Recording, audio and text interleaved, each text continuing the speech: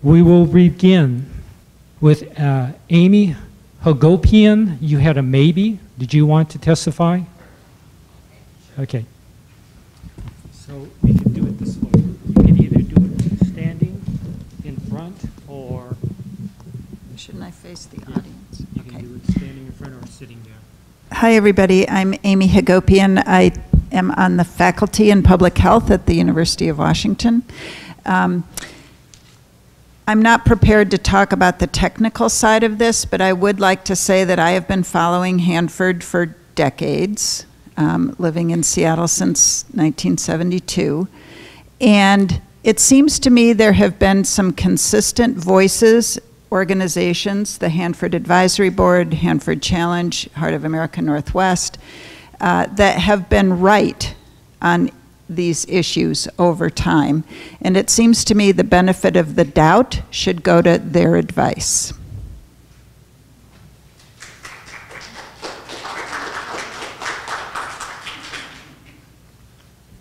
Next we have Jim Thomas.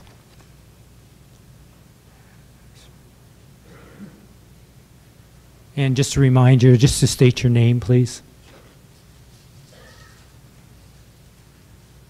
My name is Jim Thomas. I reside here in Seattle.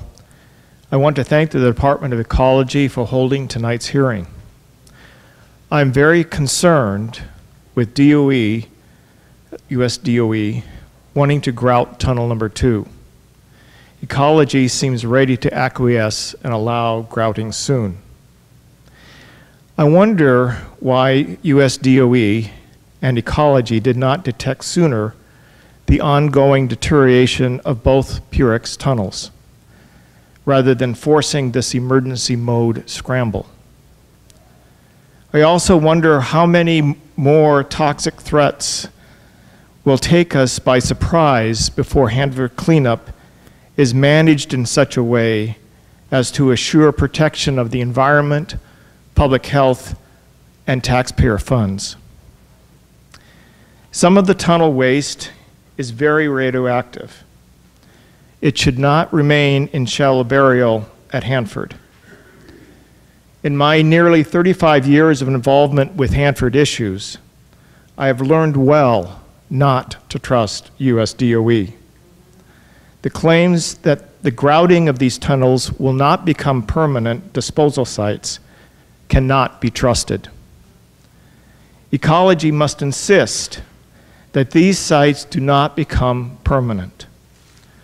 Prior to the collapse of Tunnel 1, US DOE agreed that the PUREX tunnel waste was to be removed, treated, and disposed in licensed repositories and landfills. It is essential for the state's permit to require the federal government to remove the grouted tunnel waste by a date certain. This waste remediation requirement and deadline should be added to the tri-party agreement. Thank you.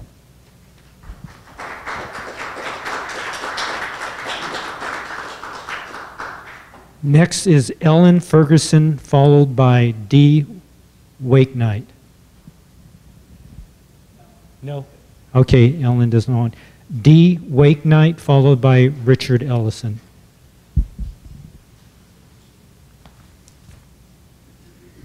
My name is D. Wakenight. The last 30 years I drove a Metro bus, but back in the era that would make me a baby boomer. I was born in Spokane. They call us downwinders because there's winds that blow across this state. When the Cascade Curtain is absolutely, positively real. This side is a different world than when you're in the high desert on the other side. And as a dumb bus driver, I don't understand how you can fill a tunnel. Let's just pretend we're doing a sausage. And then when you cut it, nothing's gonna leak out. All the radiation is just, it isn't there anymore. We don't want it. I got some issues. Not a happy camper. I'm not gonna go on forever because that simply won't do any good. I also don't trust the government being from Spokane, that helps a lot. Please don't approve and say we got to do it because it's all there is. My entire life, as a grade school kid, I had to run home in case a nuclear bomb dropped. This crap ain't going away. We got to figure it out before we just poke at it with a stick, because it'll bite you.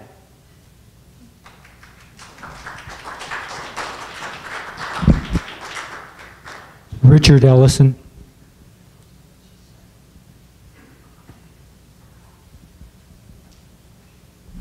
Hello, my name is Richard Ellison. I live in Seattle, Washington. My address is on the sign-in sheet. Is that sufficient? I'm concerned about the soils beneath the tunnel, the fact that they have not been profiled and they need to be profiled, and the leachates, potential leachates and groundwater threats be monitored and evaluated.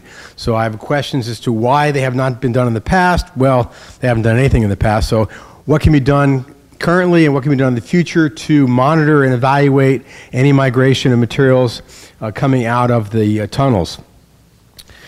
Number two, noting that lethal exposure can occur in minutes to humans who try to go adjacent or into these facilities, and the lack of any accurate inventory of the materials, how can any materials be moved within any period of decades? So we're saying that these materials will be here for at least decades, if not 50 to 100 years or longer.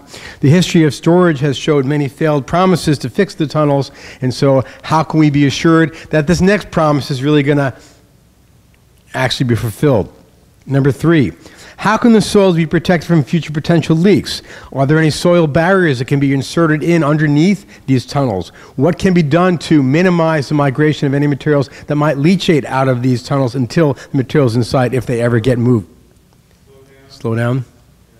Are you getting this? Okay. 4, what remote sensing, as has been used in Japan in their reactors failures, can be used to evaluate the type and quantity of waste that are found in the tunnel currently.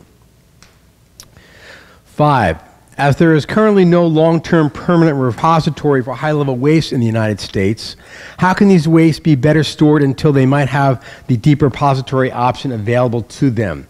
AKA, if there is not a repository for 10, 20, 30, 50 to 100 years, then we are stuck with this tunnel at Hanford, and potentially this is a long-term problem. This is not a short-term problem. 6, as these wastes generate lethal exposure in minutes, and these wastes are high-level wastes with uranium, plutonium, cesium, strontium, and others, they must be moved to permanent long-term deep repositories off-site. They cannot remain at Hanford. Hanford water table is within 10, 20 feet of the surface. Climate change begs the option for the water table to move, begs the option for increased rainfall, begs the option for large storm events. Number 7, if the United States suffers an economic collapse, and money is not available for permanent off-site storage for 50 to 100 plus years, what is the best way to isolate the waste and to minimize human exposure? If the grouting is not sufficient to store things for 50 to 100 years, then what can be done to plan for and do sort of semi-permanent storage until permanent storage is available? 8, how might a peak storm event, a 100-year flood, a snowstorm, earthquake, affect the mobility of the waste with or without grouting? And what is the best options for planning for peak storm events, earthquakes, and other hazards? Number 9, should there be any legal accountability to officials from the Department of Ecology, from both state and federal State Department of Ecology and Federal Department of Energy in regards to their lack of action in the past as to why, if their promises were made, who made these promises or who made the decisions not to follow through with these promises? It seems to me that the State Attorney General's office has a requirement really to potentially at least investigate and look into the possibility that there should be actual charges filed. Thank you.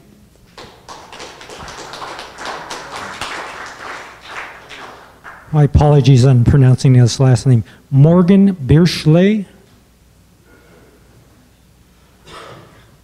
This will be followed by Mark Morris. No, I'll just stand up. I was hoping that Judd would have a chance to talk before me because he's really the inventor. Yeah.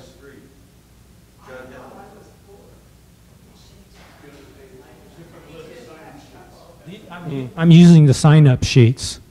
The order that was.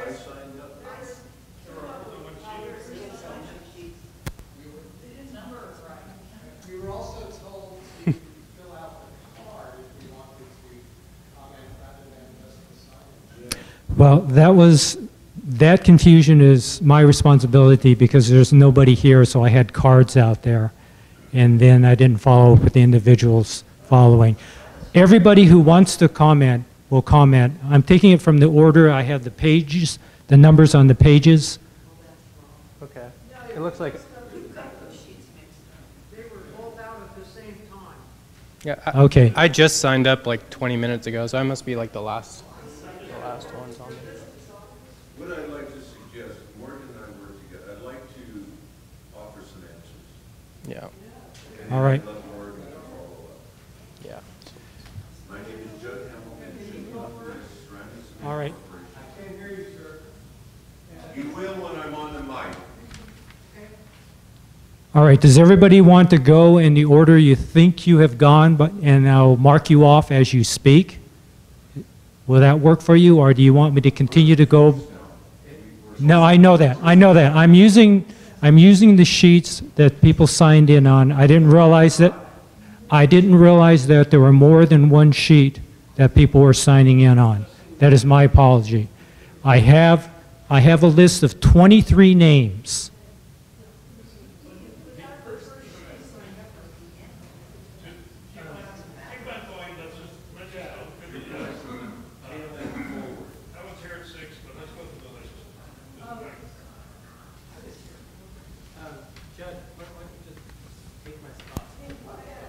I'd like to take Morgan's spot. Yes.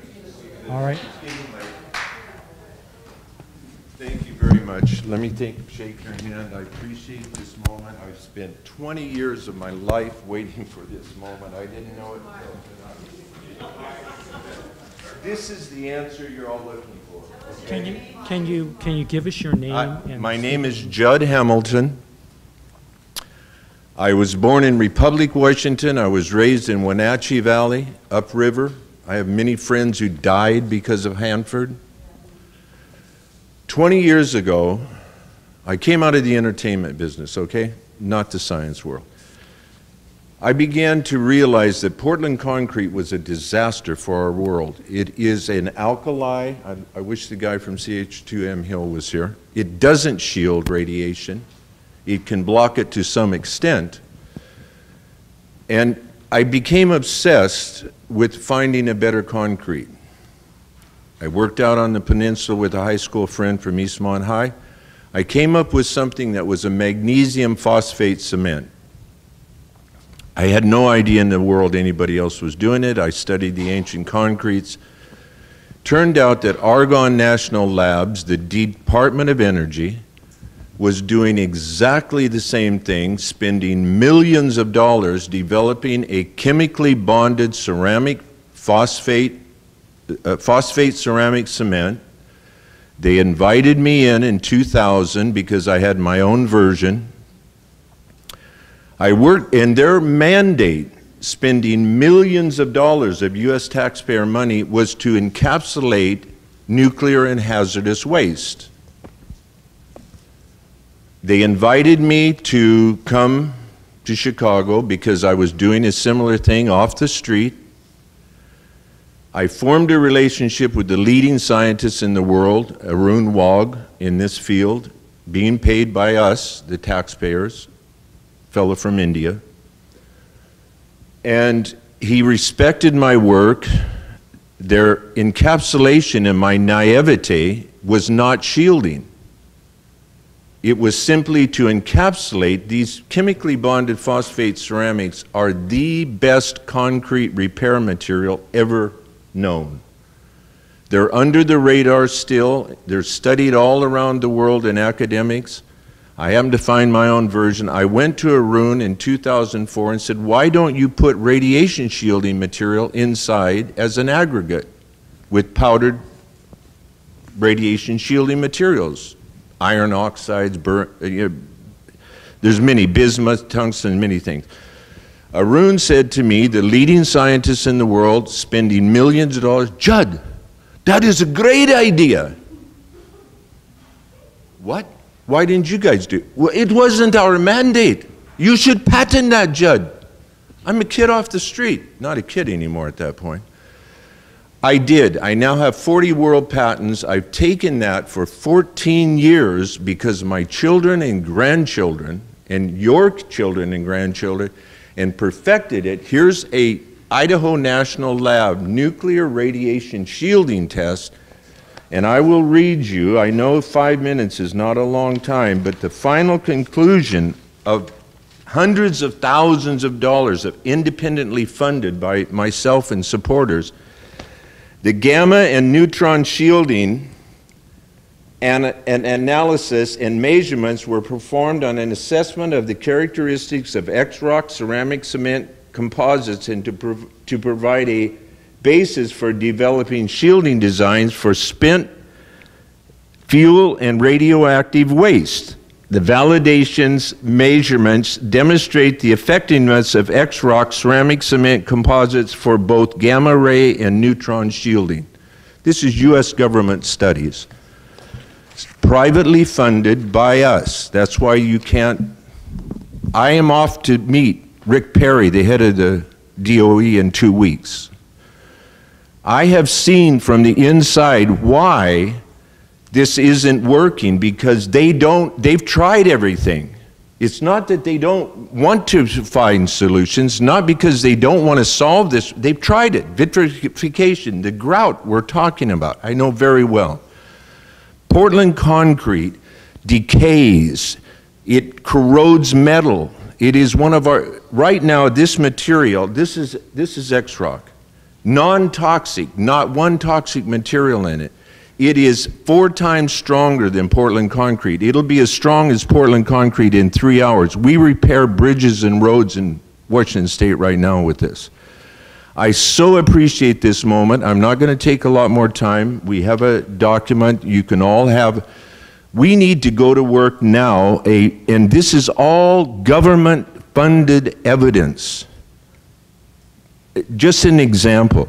After I shared the idea with the Department of Energy and Argonne Labs, they didn't realize I was going to go ahead and do the patenting they suggested. They took $3 million and went to Russia to prove this stuff in 2008.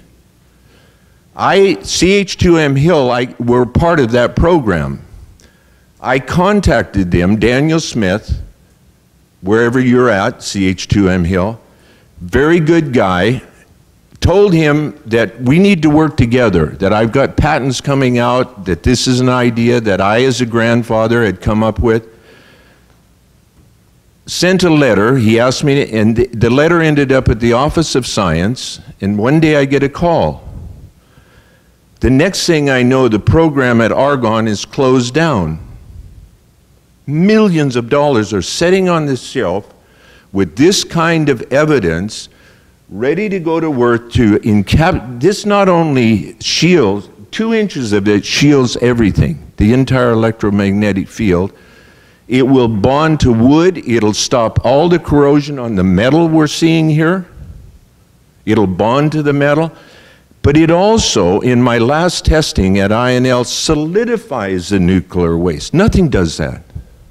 This does. So I'm not going to take more time now. If there's more questions, we have to, but let's get it done. Answers have appeared that everybody is looking for. Nobody's against it. It's just that we're coming off the street. We're private people. We're not government, thank God, in the sense of how restrictive that is to people, good people that I work with in government, scientists. But everybody's handicapped. Everybody's looking for a way. This is it. It's called X-Rock. We have a nonprofit foundation called EchoC3.org. Thank you. It's not a commercial. Is this a serious problem, folks, or what? Mr. Hamilton, can you... No, we're addressing a lot of failed answers. If you want to give more commentary, you can do it at the end. All right, I have 3 sheets here. Again, my sincere apologies for picking up the wrong sheet to start with. The first name I have on one sheet is Kathleen Saul, and the first name on the second sheet is Mark Morris. Do you know which one came first? All right, Kathleen Saul, followed by Jerry Paulette. I usually get nervous in front of groups, so I'm going to read my comments. We heard examples earlier of bridge and building failures. I'd like you to consider another example. Months after dropping deadly bombs in Japan, helping to bring a swift end to World War II, the U.S. military decided to continue its nuclear bomb tests in a remote, sparsely populated area of the Pacific Ocean, the Marshall Islands. A U.S. Navy commander told the people of the Bikini Atoll they would have to leave their homeland for the good of mankind and to end all wars. The islanders were given 1 week to inventory and pack up everything they owned. Officials surmised they'd be back within a year. Nuclear testing in the Marshall Islands came to a halt in 1958. In the late 60s and early 70s, cleanup work began. The U.S. Navy transported more than 110,000 cubic yards of contaminated soil from the island, twisted steel, slabs of concrete, and other debris to Cactus Crater on Renate Island. The waste was then covered with 358 concrete panels, 18 inches thick each, shaped into a dome 370 feet in diameter and 30 feet high. To this day, those islands remain unfit for human habitation. The Marshall Islanders started showing elevated risk of radiation-induced thyroid cancer and leukemia.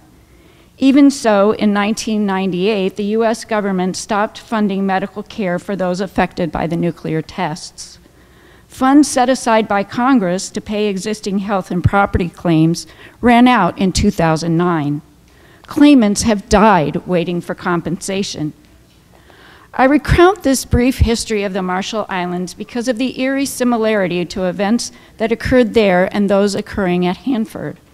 People given short notice by the U.S. military to vacate their property, to leave behind their livelihoods, to make way for a nuclear weapons program. Years of accumulated radioactive debris being dumped into large holes and entombed in concrete.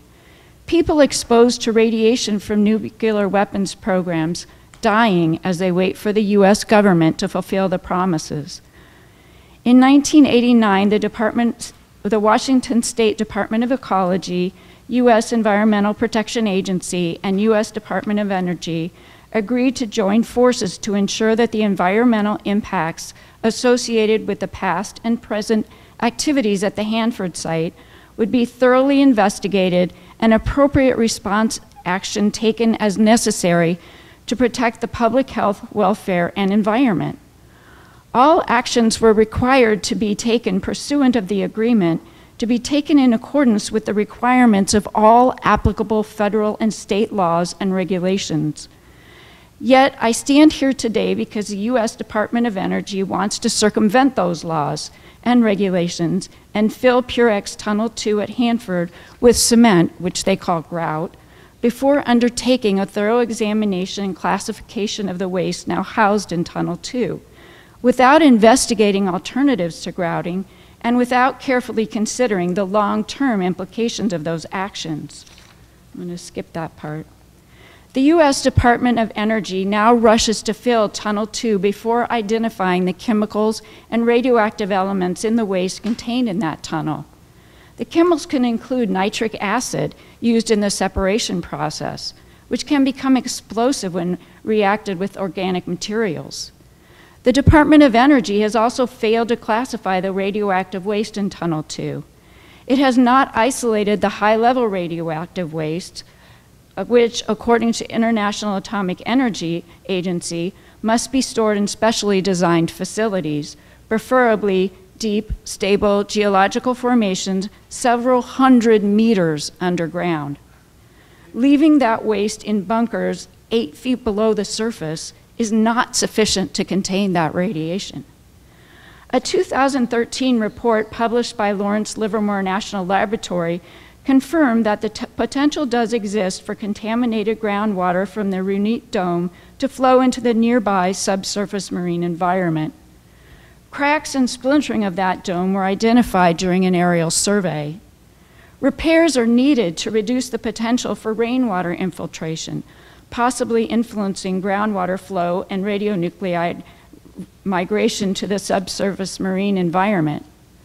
A follow-up 2014 study found that the radioactive isotopes from the Marshall Island nuclear tests have reached as far as the Pearl River in China.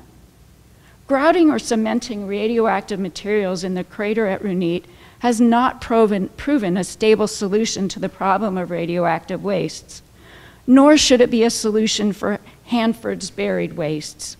What is happening in the Marshall Islands can happen here.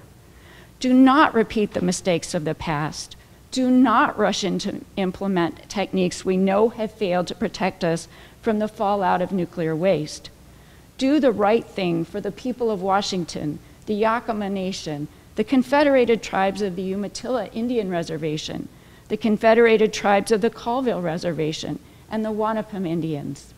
The U.S. Department of Energy, Washington State Department of Ecology, and U.S. Environmental Protection Agency need to work together to find a real, permanent solution to the problem of waste from our nuclear weapons production and testing at Hanford. Thank you.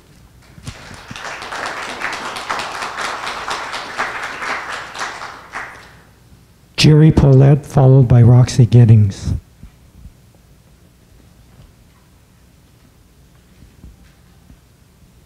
Jerry Paulette, Seattle, Washington, representing Heart of America Northwest, 15,000 members across the region. I'm not going to repeat some of the things I said earlier in the initial presentation, but I will start with this. Number one, collapse of the tunnel was expected, Tunnel 1. It was expected from 1980 forward. And Ecology issued an order in 1991 saying remove waste or have a new stabilization study in 2001. Ecology chose to ignore that requirement despite the fact that the Hanford Advisory Board and others repeatedly said, get the waste out, let's find out what's in it. And I'm going to come back to what's in it in terms of our comments because the Department of Ecology is not meeting its own RCRA requirements because it does not know what's in that waste and cannot legally issue a permit without that knowledge. So in 2016, Energy asked for a delay in all the actions around the PUREX plant for cleanup, including delaying soil cleanups till the year 2040. And many of you joined as members of the public in urging that that delay be rejected, including, again, saying get the waste out of the PUREX tunnels by a date certain. Instead, Ecology said, you must do a new stability study in 2017. And of course, Energy hadn't begun that study in May of 2017 when Tunnel 1 failed the study, rather dramatically. The Department of Energy has never wanted to remove the wastes, as we've said. And now the number one question is, are there alternatives to stabilizing the tunnel? Ecology does not have a single piece of paper in the record. You adopted a tank closed waste management EIS section that deals with if you leave all the waste present in all the central plateau, here are the groundwater impacts that will exceed groundwater protection standards for 10,000 years as the cumulative impact of leaving the waste. That's not adequate for this determination and this decision, which is, are there alternatives for stabilizing the tunnel? You say that CH2M Hill had a group of people gathered together. There's no record of that for you to review or for us to review on the record. Did it include actual structural experts? Did it include removal of waste from the tunnel by a date certain? Because, by heck, that is the most reasonable alternative for stabilizing the tunnel and being safe. And that brings us to the question of what is in the tunnel. The PUREX tunnels, we know, were filled with process equipment straight out of the PUREX plant without emptying the chemicals or even plutonium nitrate in many of the process vessels. Now, I don't know if there's anyone left at Ecology really who remembers red oil, tributyl phosphate, hydroxylamine nitrate, xylene, and an explosion in 1997 at the plutonium finishing plant. Blew the roof right off the plant in 1997 because energy abandoned chemical wastes in the building illegally without removing the waste from the process equipment. And those wastes self-concentrate. And the nitrates, plutonium nitrate, hydroxylamine nitrate, as was just mentioned earlier by someone else, act as oxidizers and cause documented, including at PUREX, explosions. And they can be catastrophic. If you grout the waste, you have absolutely no clue right now if you will cause that waste to heat up to the 100 to 130 degrees centigrade level at which it self-concentrates and explodes. You don't know what's in those process vessels. Ecology doesn't know, energy doesn't know. And the historical records are void. At the spring meeting run by the Energy Department in Richland, Al Farabee, who's in the back here, acknowledged that we don't know the composition of the wastes, and once we grout it, we will never know the chemical composition of those wastes. 5 minutes. You cannot issue a RCRA permit when you don't know the composition of those wastes and you have no reasonable assurance that they will be removed unless you put in an order that the waste will be removed on a reasonable time frame. And secondly, you require an analysis of the alternatives to be in the record for you to review, the Director of Ecology to review, and for the public to review. We do not have that today. And without it, an appeal to the Pollution Control Hearing Board is inevitable, and it will succeed. Thank you.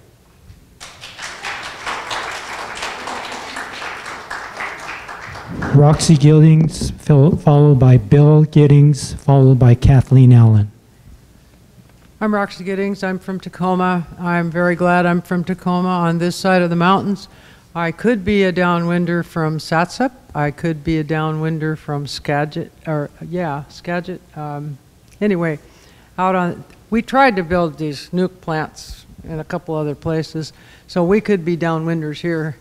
Wouldn't we be lucky? Well, I am a downwinder. I lived in Pasco for 9 years, and I was a downwinder the entire time, going through puberty, which is an interesting idea. My dad died of non-Hodgkin's lymphoma, and my sister had breast cancer and has recovered and is still alive. And so we feel like we're lucky in a way. You can't tag this radioactive stuff.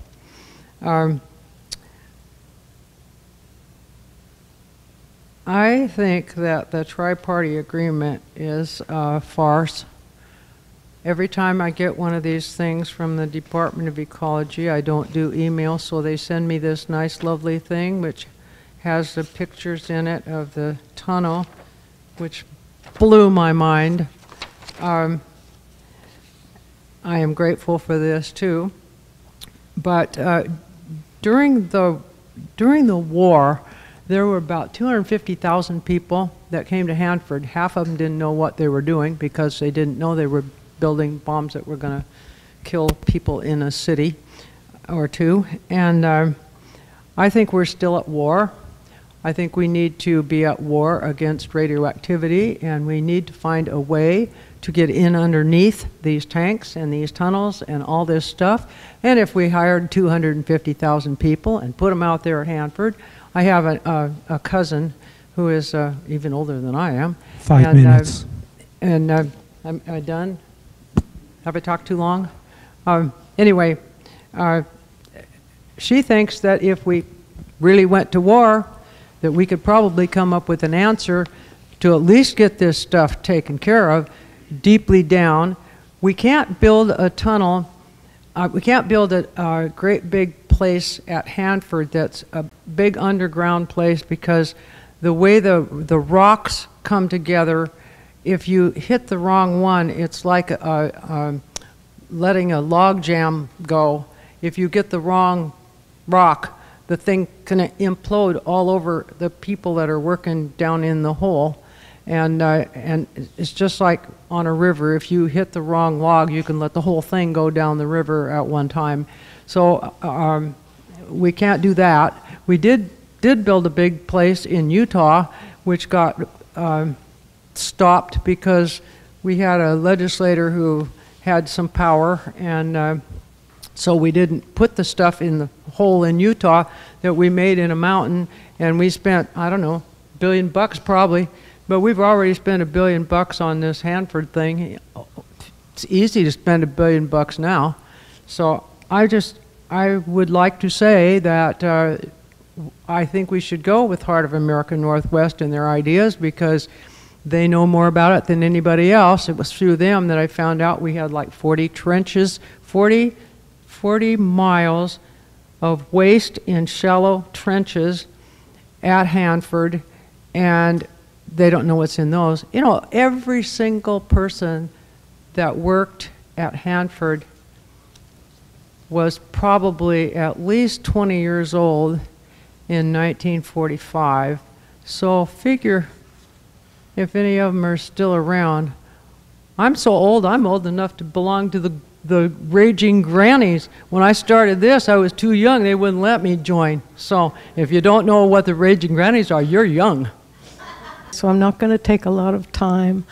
But I worked for Heart of America back in the 70s on the telephone, calling people saying, can you contribute to the effort? And since that time, I have seen nothing but obstruction from the Department of Energy. I don't know about the Department of Ecology, State of Washington, but nice to see a woman in your position of authority being stood up to have to say to us, I don't know, I'm sorry, we appreciate your comments, but I don't know what to tell you. You know, maybe the people who are responsible for this could stand up and say that to us, but they probably don't have the wherewithal to do it. We could call it courage.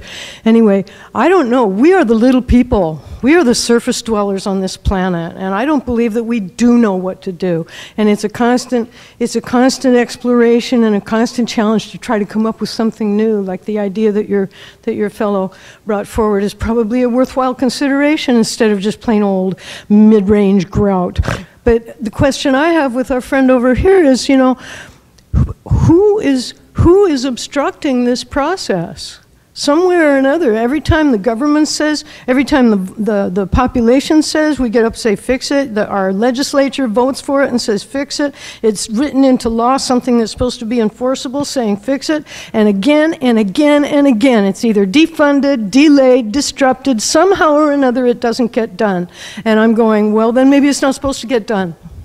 You know, maybe we just should quit making babies, quit thinking that we are so powerful as individuals that we know what to do or how to do it, that self-government by the almighty individual is not an option for the health of the world, and that maybe, maybe God is watching. You know, maybe someone is aware and paying attention to what every one of us is choosing to do about these issues. And maybe that's where I have to leave it, is it's on every one of us to make the choices that will serve life and health and sanity and make room for the universe to let it happen.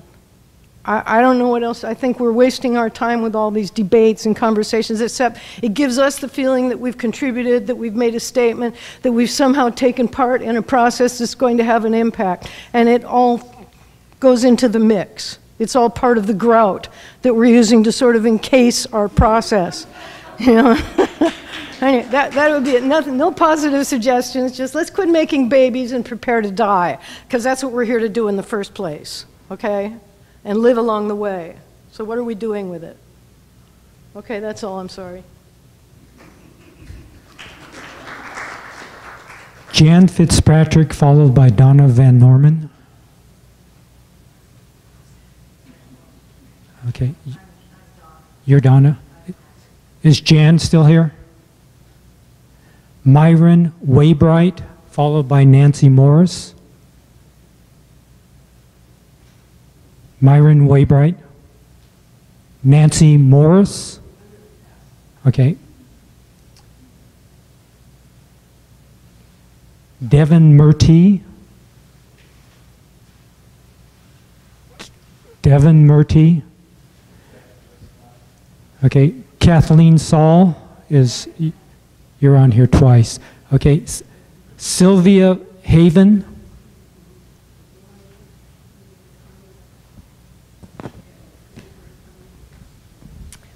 My name is Sylvia Haven. I live in Seattle. When I retired 27 years ago, I thought I was going to live the life of Riley and while away my time. Instead, I've come to, I don't know how many of these, to try to keep our government on the right track to do the right thing.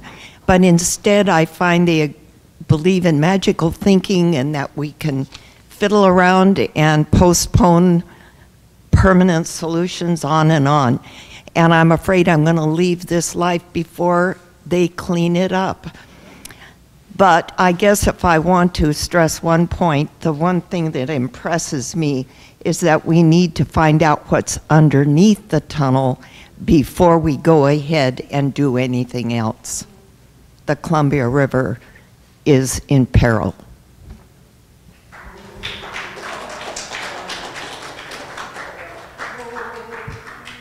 Mark Morris, followed by Richard Frith.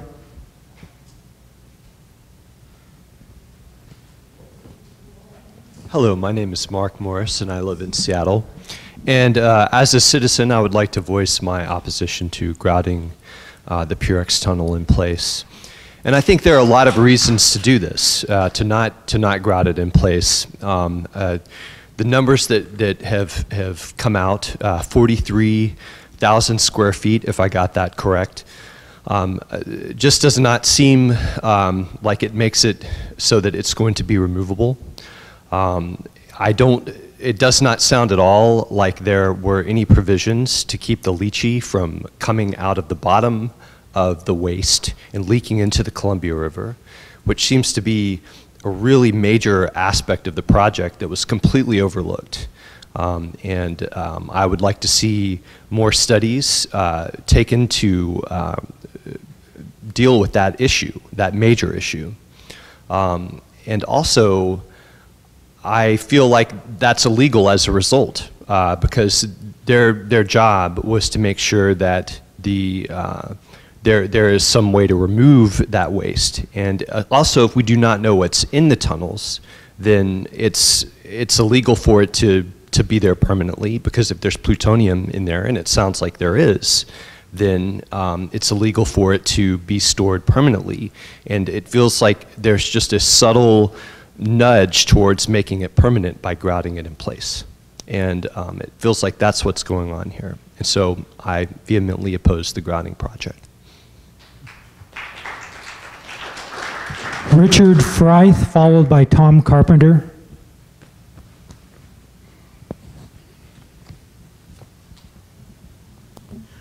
Good evening. I won't take long, but I will make some of the same points that I've made a bit earlier.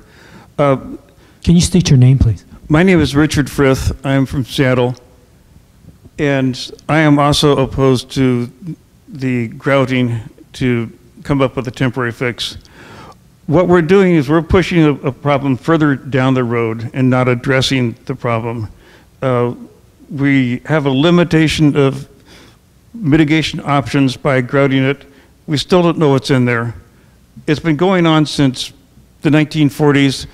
We've had 70 years of this problem here. We've had plenty of time to recognize there's one hell of a serious problem here, and it's been kicked down the road by generations. We can't continue doing this at this particular location. Maybe stick it in Nevada, maybe somewhere else. This is one of the largest rivers on the continent, and we are putting contamination in the ground that will affect us long after this nation is gone.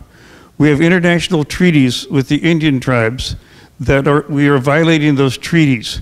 How can anyone expect the United States to follow any international treaty? We know there's a problem. We've known it since most of us were ever born. If this is permanent, if this is grouted in place, it becomes permanent by de facto. The obvious intent is to leave this deposit here forever in a fractured basalt near one of the largest rivers in the nation. The water can move a half a mile in hours in these cracks underground. The leaches, we're not talking about something that will take thousands of years. It moves very quickly. If this is the permit for Hanford, then this will become by default the permanent storage area for the entire nation. We've got one area that's already screwed up. Let's screw it up with everything else. Then we're eliminating a major river and the land here, the food here, the drinking water, the fish, the irrigation, the recreational uses for all time and eternity. We don't have that right to do this. And the Washington Department of Ecology has to tackle this problem. We can't push this down the road. I did the real estate with the city for 20 years. And some of the problems that we dealt with there in the Seattle Parks Department, I could look back at the records and the same problem was there in the 1950s, it was there in the 1930s. I could see what happened with the sheriff's deed back in the early 1930s, and the problems are there even before then, at the turn of the century. These problems don't go away until you handle them. And this is a problem. You see the problem. You're hearing all these people talking about it. It's been going on since most of us are running around in funny looking pants. We have to deal with this. We just need to say no to this permit, flat out. We don't go into the crowd. We fix the problem. I can't build a rendering plant in the middle of downtown Fremont because I want to. There's a permitting process that stops me. You have a process, a permitting process. You have to say to the Department of Energy, the military, no, you can't leave it alone. You can't kick it down the road.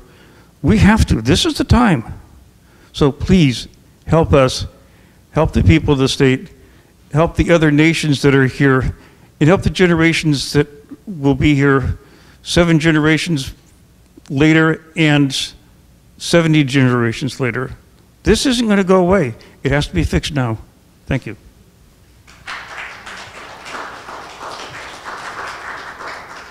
Tom Carpenter, followed by Larry Brand.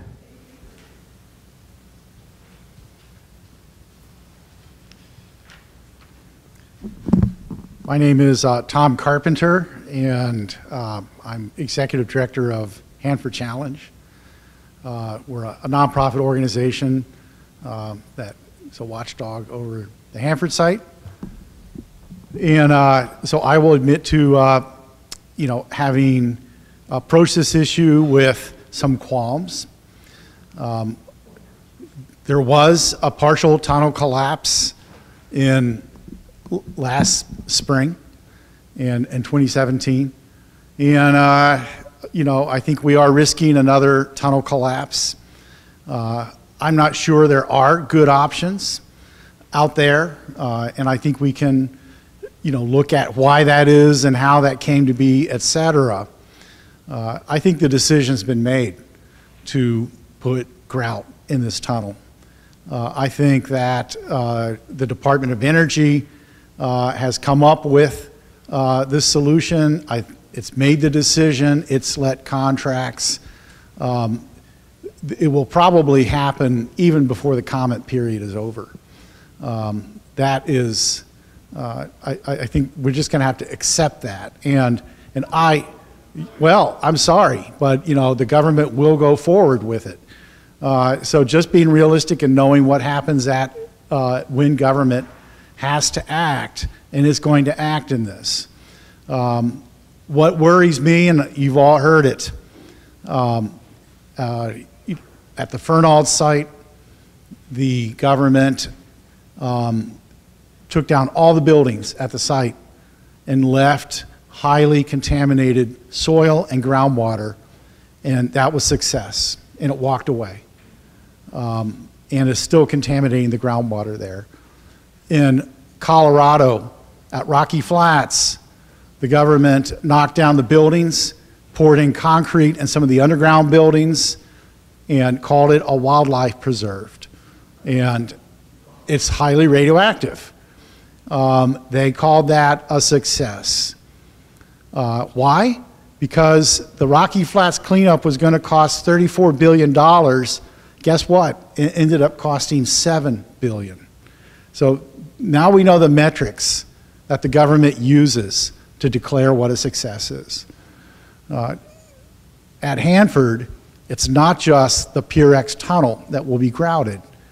They want to use concrete to put into nuclear waste tanks, still holding high-level radioactive waste. They would like to relabel that waste and say it is not high-level waste anymore. They want to relabel waste that's been spilled into the soils that's high-level waste and say it is low-level waste and walk away from it. Concrete is the answer that they are foisting upon us. In the case of the PUREX tunnels, I think what we have to make the Department of Ecology do and the Department of Energy is commit to making sure that there is a time certain when this waste, when this grouted waste will come out of the ground, that it's cut up and disposed of properly, etc. I think in the end that will be very expensive and very difficult, and we'll probably have some problems. I don't think there is much liquid in these tunnels. Alex said there was not much liquid in there. Records don't indicate that. So I don't see the same issue as with the tanks, with contaminating the soils beneath the tunnels as what we're seeing, although we don't know. We just don't know, but we do know that they have put cameras down there, etc. So it's not an easy issue. It's not black and white. I think the tanks are black and white. I think this is a harder issue because if we woke up tomorrow morning or in 6 months and PUREX tunnel number 2 has collapsed and there's radiation flying all over eastern Washington because of that, that's not a good thing, folks. So there has to be something that is done, and I'm not hearing better answers right now. So it's not, you know, it's not so clear to me as don't put concrete in, but let's not put ourselves in this position again. And let's not let this happen with the nuclear waste tanks. Thank you. Larry Brandt, followed by Harry Stern, followed by Morgan Beershank. Thank you for letting me testify, and thanks for sticking with the program so long. My name is Larry Brandt. I live in Cathlamet, Washington, which is on the banks of the Columbia River near Longview, Washington. My wife and I retired down there from my engineering career, and we've been living by the river and concerned about Hanford ever since. I wrote some notes because my short-term memory is about that long, and I can't read my writing because my hand shakes so bad. I don't know if the contractor in the Department of Energy is correct filling the tunnels with grout. I do know as an engineer that that grout and concrete are pervious structures. Liquids and some solids will float down and gases will float out. And in the case of the proposed project, there's materials there that'll do both. There's radon that can escape, and any number of soluble compounds that can float down.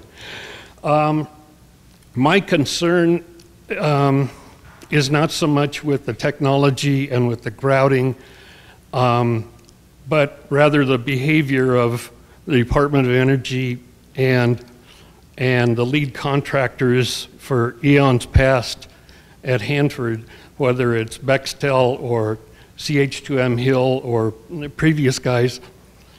They make promises they can't keep. People that follow, when one contractor finishes, somebody that follows up says, well, we didn't make that promise.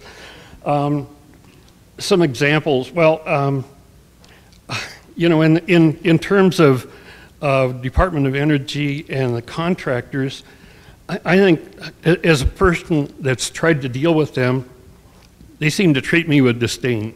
I just don't matter. And I understand that because I tend to want to do my job and have everybody get out of the way. But they're not in the business to do a little job in one place. They're protecting people's lives by doing this. They withhold information. I learned last year, late, I think November, that, well, I didn't learn this, I knew this. Hanford's getting $1 billion a year for cleanup. And the proposed cost of cleanup is $101 billion.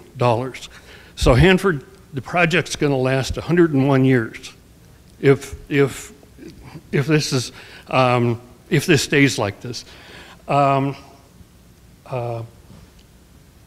contractor in DOE asked for a delay on one portion of a project, and I won't go into that.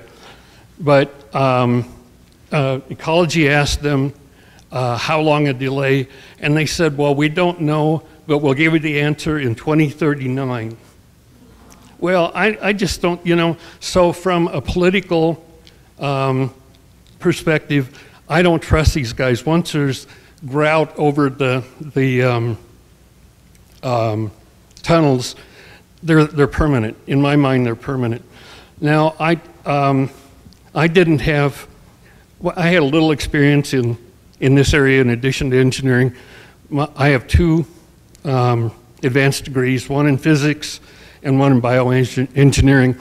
The physics degree was atomic physics, not nuclear physics, atomic physics.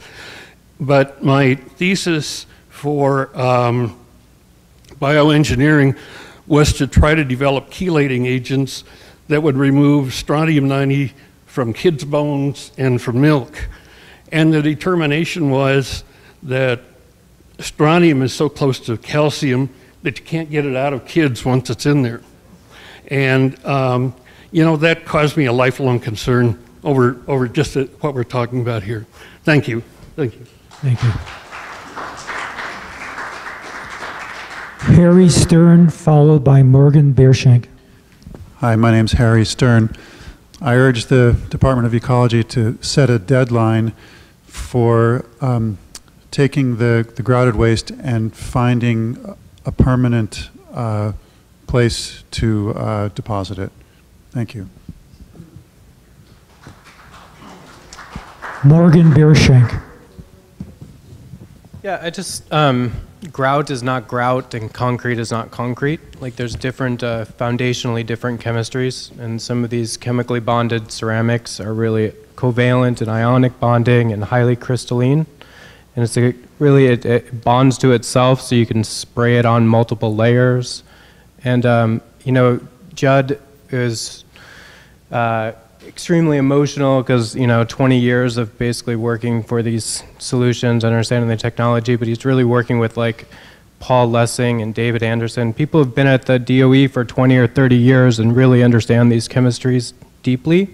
And maybe there's some kind of way that we can propose new solutions through a little bit of a backdoor kind of thing somehow. But it would be nice to talk about some other solutions that involve these much more evolved chemistries. I mean, Portland cement was 1824 was invented. There's better solutions out there that we can look at. Thanks. Is there anybody I missed? Is there anybody else wishing to give testimony at this time? Going twice. If you would like to send Ecology written comments, please remember they are due by September 27th, 2018. We accept written comments in the following ways. Here at this hearing by mail, online using our online comment form. To get instructions on how to comment by mail or online, please pick up the flyers at the back of black table, the table you entered this facility in. This information is also available on our website, or you can contact Dana McFadden.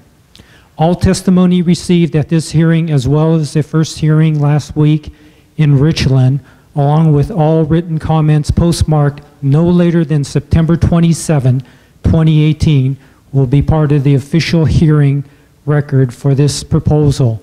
Ecology will publish a response to comment document when the final permit is issued. A copy will be available to be downloaded from the Ecology website. Now I'll read this. It's the same one that's posted up on the screen here, but I'll read it since it's on the script. https://ecology.wa.gov/waste-toxics/nuclear-waste/public-comments-periods. The next step is to review the comments and make a determination whether to accept the proposed modification. Ecology will consider the proposed modifications, staff recommendations, and public comments, and will make decisions about approving the proposal. If we can be of further help, please do not hesitate to ask, or you can contact Dana McFadden or Stephanie Schleff if you have other questions. On the behalf of the Washington State Department of Ecology, thank you for coming this evening. I appreciate your cooperation and courtesy. Let the record show that this hearing is adjourned at 21:16. That's 9:16 p.m. Pacific Daylight Time, September 5th, 2018.